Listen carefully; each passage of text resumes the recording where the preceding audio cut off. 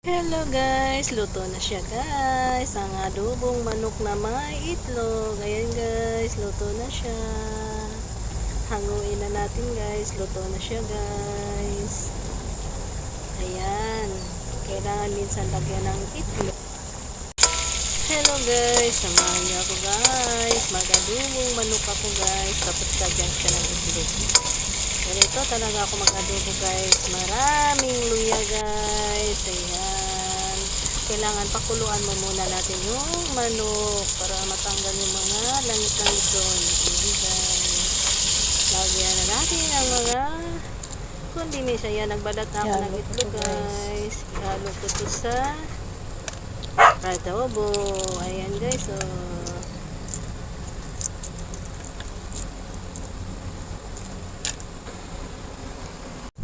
ayan, malapit na siya maluto guys. Ngayon, ilagay ko yung itlog ngayon guys. Pag malapit ng maano na to guys. Ayan, ang lambot na ng manok ko guys. Sobrahan ng luto. Ayan, ilagay ko na yung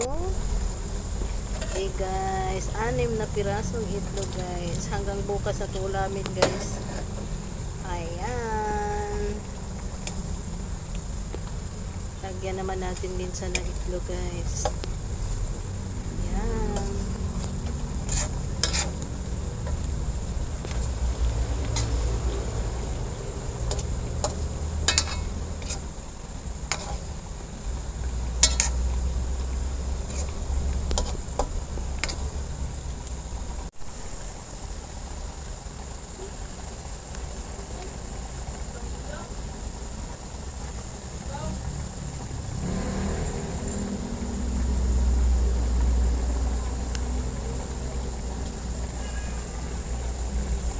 Ayan guys, luto na yung adobo kong manok guys na may halong itlog guys. Ayan, tapos lagyan natin siyang design na sili at saka siling green guys.